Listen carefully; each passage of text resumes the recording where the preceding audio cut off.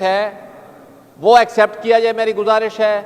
आफ्ताब साहब, मुझे उम्मीद है इस अमेंडमेंट को का साथ देंगे। शुक्रिया जी। ऑनरेबल मिनिस्टर साहब,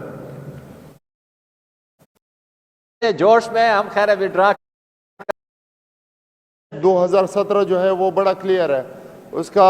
अगर ये कुंडी साहब निकालें उसकी सेक्शन 230 के which business can run the care taker government and which business they can not, तो वो बड़ा क्लियर है कि वो डे टू डे अफेयर्स को सिर्फ देखेंगे 60 डेज या 90 डेज के लिए, उससे आगे इनका कोई मैंडेट नहीं होता।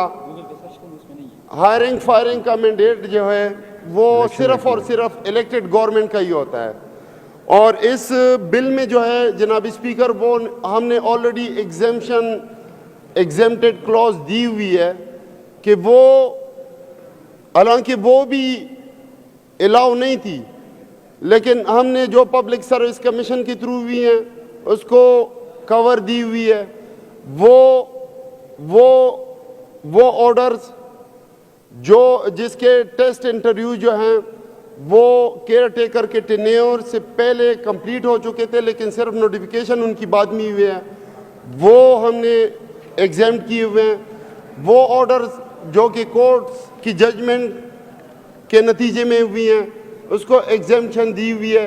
वो ऑर्डर जो कि decision quota, medical board quota, ये सारा कुछ कवर है। इसके अलावा माइनॉरिटी कोटा, तो ये अभी क्या चाहते हैं जनाब स्पीकर, अगर हम इसी तरह केयर टेकर पे चेक ना रखें और इनको अभी रिमूव ना करें तो कल को आपको भी पता है, मुझे भी पता है, हमारी डिपार्टमेंट का तरीक़ाकार या हाल, तो वो सारे पेंडेंसी जमा करेंगे और केयर टेकर में जो है फिर पैसे बटोर के जो है वो भर्तियाँ करेंगे, भरमार करेंगे।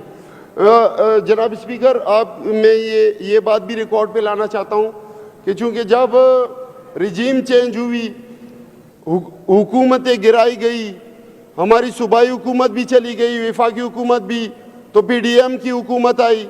सूबाई हुकूमत या वफाक में जब केयर टेकर बनाने का प्रोसेस था उसमें पाकिस्तान तहरीक इंसाफ जो इस मुल्क की सबसे बड़ी जमात है उसको यकसर नज़रअंदाज किया गया, उसको साइड पे रखा गया और इन पार्टियों ने मिल बैठ के जो है वो केयर टेकर की हुकूमत और मिनिस्ट्रीज जो हैं वो मिल बैठ के इन्होंने बांटी।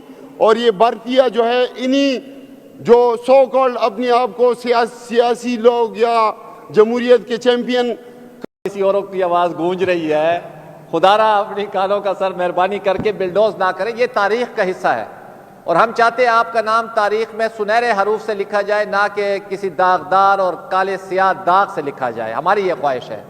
लेकिन जिस तरीके से आप अभी कार्रवाई चला रहे हैं तो मेरे ख्याल में सुनहरे हरूफ पे वो काला दाग आ रहा है। जनाब स्पीकर, पार्लियामेंट्री प्रैक्टिस के ऊपर ज्यादा बातें आजकल काले हरूफ से ही लिखी जा रही हैं। मेरी गुजारिश ये है सर, हम तो यही कहते हैं आप हमें बोलने दें ताकि हमारे जो अगर कोई काले दाग है तो वो भी आवाम के सामने आए, जो गवर्नमेंट कर रही है वो भी आवाम के सामने आए। आवाज को ना दबोचे, अमेंडमेंट्स को ना दबोचे, हमें बात करने दे आपके साथ। हमारा यही ज़ाब्ते अखलाक तय हुआ था और इस हाउस का, हमें अपनी बात और मौक़िफ़ देने दे। खुदारा आपके पास अक्सरियत है, आप क्यों डर रहे हैं? और अब्बासी साहब तो हमारे उस्ताद की हैसियत रखते हैं, अगर उस्ताद मोहतरम भी इस तरह की हरकतें करेंगे तो मेरे ख्याल में सर वो वकार और वो तौकीर जो है वो नहीं रहेगी। मेरी गुजारिश ये है जनाब स्पीकर, 2-3 चीजें सिर्फ आपके गोश गुजार करता हूं, आप उसको खुद देख ले और एज अ जज आप फैसला करें और ये ऐवान फिर उसके ऊपर सिर्फ जाके देख ले। जनाब स्पीकर, ये Khyber Pakhtunkhwa agriculture income tax का बिल है। इसमें सबसे पहले मेरी तो गुजारिश है, इन्होंने कदगन लगाई है 12.5 एकड़ के जमींदार के ऊपर, जो वो तो फ्री होगा, उससे ऊपर सब पे टैक्स लगा रहे हैं। मेरी गुजारिश ये 12.5 एकड़ 100 कनाल बनते, हमारी तरफ तो कनालों वाले होते हैं, ये मर्दान चरसद्दा वाले जिरबों में हिसाब किताब करते हैं, हम छोटे जमींदार हैं। मेरी गुजारिश इसमें यह थी जो इसमें 200 कनाल जो 25 एकड़ बनते हैं उसको आप एग्जेम्प्ट करें। हमारे जितने भी जरी मुल्क के छोटे छोटे जमींदार हैं, ऑलरेडी उन्होंने सैलाब ने दबोचा हुआ है, किधर से किसान को उसके मिडल मैन ने दबोच लिया, ऊपर से रेट्स खाद और बीज के और अभियाने के ऐसे चल रहे हैं जिसमें किसान दब चुका है। और ये जरी मुल्क है, इसमें इस तरह की इकदामात आपके लिए पब्लिक मेरे ख्याल में एक्सेप्ट नहीं करेगी। दूसरी चीज जनाब स्पीकर, एक सिर्फ 2 मिनट की आपकी तवज्जो चाहूंगा।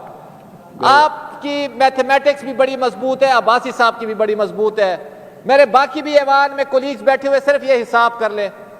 आप शेड्यूल और डिवीजन 1 की तरफ अगर आप आ जाए, नजीर अब्बासी साहब का भी मैं तवज्जो चाहूंगा, उसमें सीरियल नंबर 6 के ऊपर,